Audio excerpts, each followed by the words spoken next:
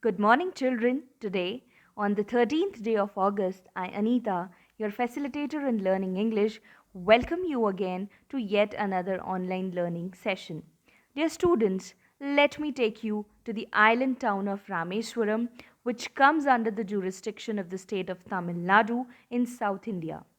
Dear students, let me tell you that we are going to go to this Rameswaram through the prose, My Childhood, which is encapsulated in Unit 6 of your main textbook, that is Beehive. Yes, you're right in anticipating that we are going to read about the childhood of late Dr. APJ Abdul Kalam. Dear students, all of you must be aware that he was the missile man of India as well as the statesman. He became the 11th president of India in 2002. Here, I would like to mention that the prose My Childhood is an extract from his autobiography Wings of Fire. All of you, most of you must have heard about his autobiography, and some of you might also have read it. Those who haven't, I would like to tell that it is very motivating and inspiring, and you must give it a read. So, without wasting any time, let us try to learn about his childhood, beginning with his birth. So, he was born in a middle class Tamil family in Rameswaram. His father's name was Jalaluddin, his mother's name Ashiyamma. I hope you know the full form of his name, Dr. APJ Abdul Kalam. It is Dr. Abul Pakir Jainuddin Abdul Kalam. So J stands for Jainuddin, taken from his father's name. He had three brothers and a sister. All of them resided in the ancestral house on the Mosque Street in Rameswaram. Both the parents of Abdul Kalam were very wise and generous, so he also imbibed those qualities from his parents. And he has mentioned that he had a very secure childhood in both the aspects, whether materially as well as emotionally. Dear students, this is that ancestral house which I have been able to procure through a news article where they resided. Now, every great personality has someone to support him or her behind his back, and from whom he learns a good deal of good things, good qualities. So he inherited very good qualities like faith in goodness and deep kindness from his mother. When he mentions that the mother ensured that whosoever, each and every person who visited their house from outside, she used to feed that person. And he has also mentioned that the outsiders used to be more in number than the family members. But although not being so wealthy, not having a sound hand in terms of financial terms, she ensured that she was feeding everyone visiting their house. Whereas from the father, he learned honesty and self discipline, because he led an austere kind of life by avoiding all inessential comforts and luxuries. But at the same time, he ensured that he was providing every necessary thing to his children. In addition to this, let me mention here that about the secularism followed by the family, and how this attitude of secularism, this great quality was sown in the children of the family. There used to be that Sri Sita Rama Kalyanam ceremony annually, and there in that ceremony, the family of Abdul Kalam, the Muslim family, arranged boats with a special platform for carrying idols of the Lord Rama from the temple to the marriage site, which was basically situated in the middle of the pond called Rama Tirtha. So they participated in that ceremony with Hindus with great joy and fervor. So they did not discriminate, they did not distinguish, between these two religions, and participated uh, with equal fervor as did the Hindus. Not only this, the bedtime stories which were told to these children of the house, including Kalam, they used to be from the life of Ram as well as from the life of Prophet. So the mother and grandmother used to narrate both kind of stories without having any religious biasness. Now let us try to learn about the first earning of Kalam. how he earned his first wages.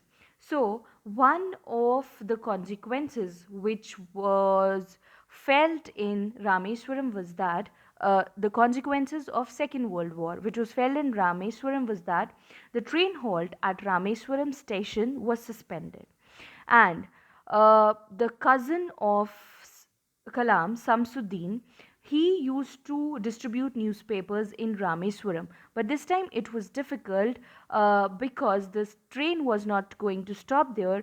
So he had to be very quick in bundling up the newspapers and throwing them out from the moving train. For that, he required somebody to catch the bundles, and he asked Kalam to do that, to fill that slot. So he agreed to that, and he did that job of catching newspaper bundles from the moving train, and therefore he earned his first wages. Not only this, he had earned before that also when he was only 8 years old, when he used to earn 1 anna per day by collecting and selling tamarind seeds in the market.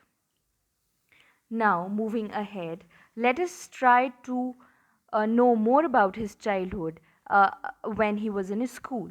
So, he had three friends, Ramanatha Sastri, Aravindan, and Siva Prakasan.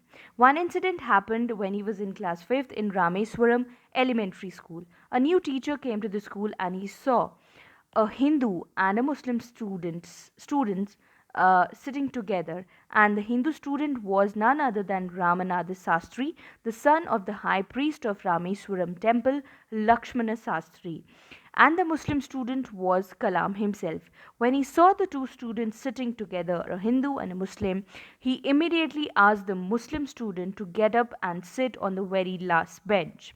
When the news Obviously, the children were very sad at this, and when the news reached Lakshmana Sastri, he immediately called that teacher and told him to stop spreading that poison of social inequality in the minds of these children. He straight away asked that teacher to either leave the place or reform himself. The teacher did feel sorry, he regretted his behavior, and ultimately reformed himself. To this teacher, there was the stark contrast who was the liberal science teacher of Kalam. He was Siva Subramania Iyer. Although he was also an orthodox Brahmin having a very conservative wife, but he was a kind of a rebel when it came to the segregation of different social groups. He did his best to break social barriers. An incident has been mentioned here. He invited Kalam to his home for a meal. The wife could not digest the fact of letting a Muslim boy enter her ritually pure kitchen and serving him the meal. She simply refused doing that, whereas the husband, Siva Subramania Iyer, himself served the food to Kalam, and not only that, he sat by his side and ate his meal also, while the wife was watching from behind. Not only this, he again invited Kalam to join him for dinner the next weekend. And when he visited again, he saw the change in wife. His wife herself served him the food with her own hands this time. The prose ends with the permission sought by Kalam for higher education from his parents.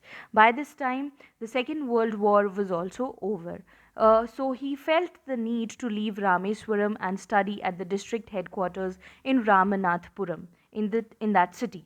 So the father understood the need for the higher education, although it was also difficult for him to part from the child. But then understanding the need to do so, he also convinced the hesitant mother by quoting Khalil Gibran. He said, "Your children are not your children. They are the sons and daughters of lives longing for itself. They come through you, but not from you. You may give them your love, but not your thoughts, for they have their own thoughts." So, very rightly said by him that after a certain age, a certain degree of responsibility and independence is always helpful in making a better adult. Dear students, this is that building where he sought his higher education. I have again procured it from one of the news articles. So, I hope you have enjoyed learning about the childhood of Dr. APJ Abdul Kalam. I recommend you to read Wings of Fire. Thank you very much. Stay home, stay safe.